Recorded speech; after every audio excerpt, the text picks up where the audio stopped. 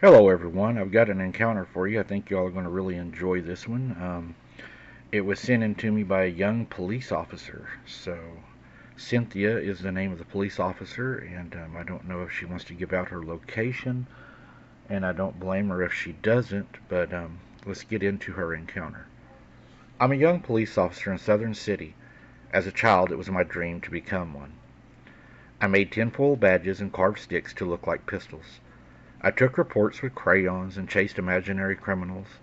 20 or so years later, I average 3 hours of sleep and have grueling anxiety attacks. Like my peers, I've seen terrible things. It's what we sign up for, or they say, so I don't expect any sympathy. In 2018, I responded to a welfare check where I found a 2-week-old decomposed body. He hanged himself with copper wire inside a closet. His skin was so rotted that it separated with the wire attached. It was an unwanted but very gnarly anatomy lesson. It was in the mid 2019 when this happened. I'm sorry, 2019 is going to be another one, guys. Sorry. In 2019, I helped scrape a woman from the pavement following a crash. Her survived husband watched from a distance, but hey, I dealt with hysterical loved ones weekly. In 2020, I watched a homeless man burn alive inside a shed. He locked the door from the inside and couldn't find the key. The window was too narrow to climb out of. His space heater caught fire. But hey, the fire marshal took the report. I don't intend to sound smug. I only want to depict reality. The truth is, as disgusting as those stories are, they aren't the reason behind my insomnia. They aren't the reason that I stay up night having dreams. Frankly, I hardly think about them. My trauma comes from 2021, where I responded to a call that haunts me every second. It was around 3 a.m. I was typing a larceny report in my car while the Ozark played in the background. It was the scene where Wendy's lover gets thrown off a building and goes splat in front of Marty's. Crazy scene. It was in the mid-80s, summer night amongst a full moon. By that time, everything was calm. I was actually questioning if this was a job that I wanted to do. Seeing all this death was really starting to bother me. Night shift was short-handed, so my typical beat partner was working. Dispatch requested me for a welfare check. Welfare checks are usually harmless, although it's when you find the most dead bodies. Welfare checks are what they sound like. Checking the welfare of a person and ensuring that they're okay. The reporting party is usually a family member who couldn't get a hold of the person.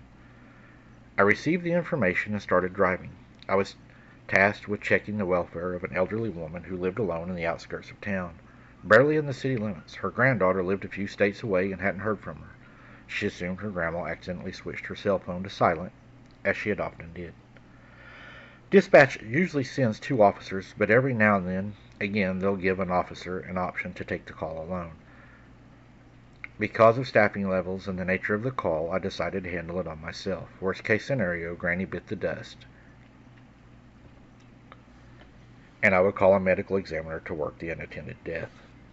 I drove a good 15 minutes to the residence, another 100 foot north, and I would have been in county jurisdiction. Lucky me, right?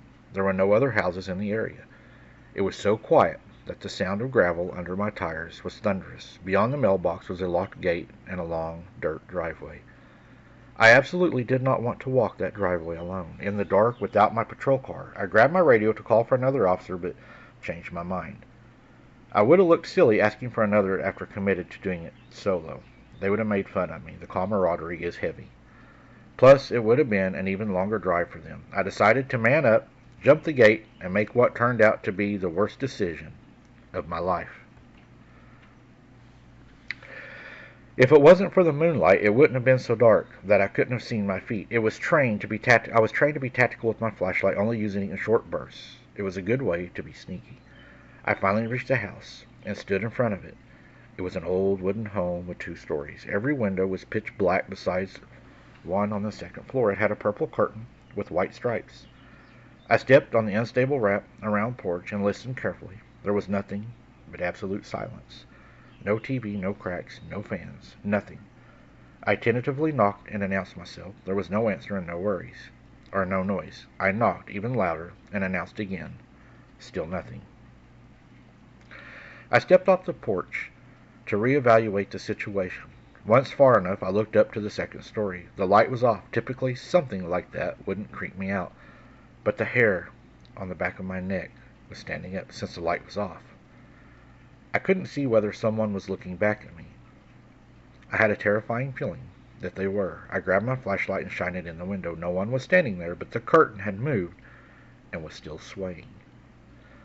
I went back to the door and knocked even louder, telling her who I was and why I was there. Cynthia, it's Officer Blank with the Blank Police Department. I'm just checking your welfare. I stood there for several minutes in eerie silence. I was ready to hightail it back to the road, but figured I'd wait another minute.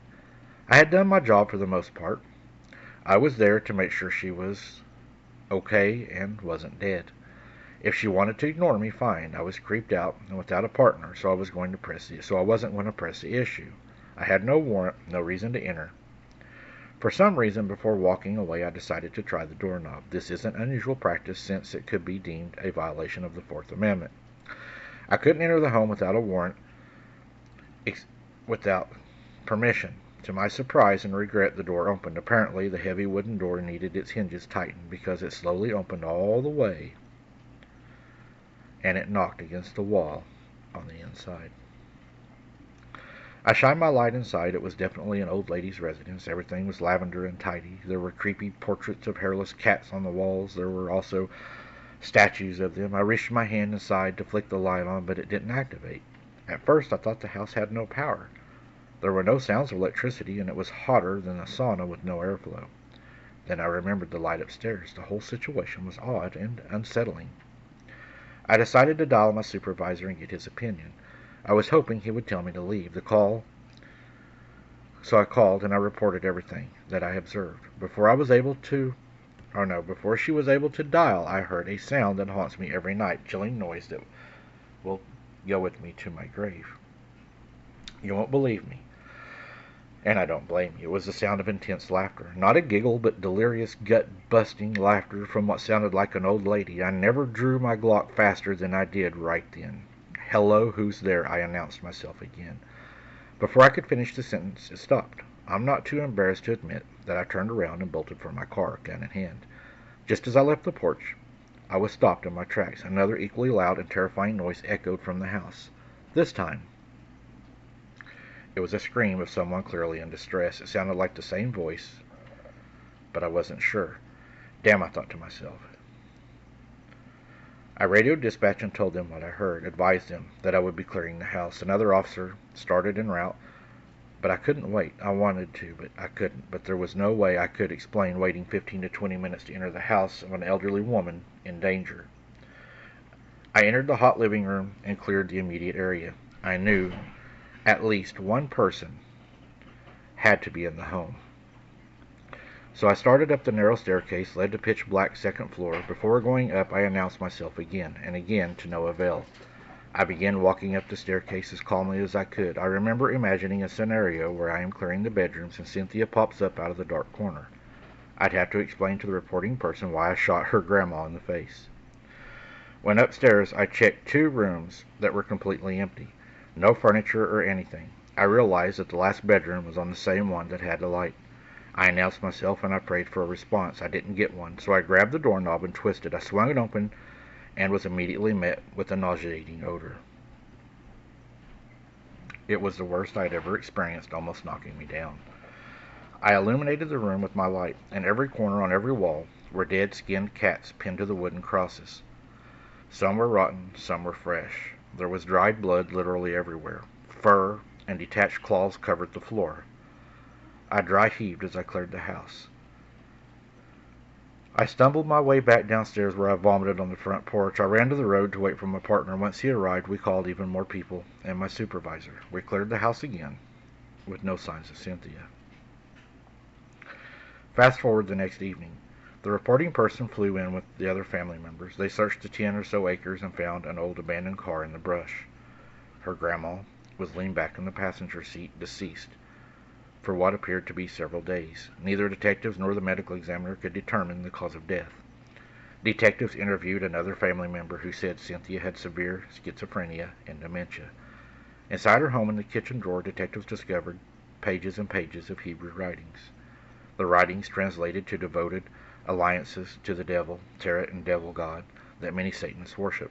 Her writings claimed that the Tarot asked her to sacrifice her beloved cats. Some believe that I heard Cynthia's laughter and scream if the upstairs light was on. Some don't. Trust me, sometimes I question it myself. For some reason, my body camera never downloaded to the system. It's like the footage never existed, even though I know it was on. No other calls from that night downloaded. My partners didn't download either. I have constant nightmares about Cynthia and them. She's laughing with the same terrifying laugh. She has unusually long fingers and nails and almost scrape the ground when she walks. Now these are just nightmares. But what we found in that house was the most evil, sick thing I have ever seen in my life. I hope that I never experience this again. Okay, so I think you need to re-examine if you want to be a police officer or not. That would be my first advice to you, because I see a few things that I hope your supervisor will help you correct.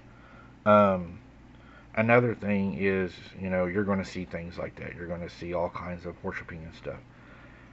It's sad how she died. Definitely probably was a possession or an attachment. Her living out there by herself alone like that, can you imagine? You're living out by yourself alone in the middle of nowhere, and you're dabbling in the devil. There's no telling what she's seen, what she went through, how long she'd been out there, what possessed her or attached to her or deceived her.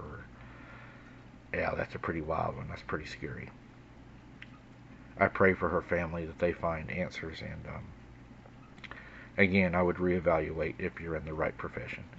I hope you guys enjoyed this one. We got some more wild across the line ones on the way. Thank you for listening.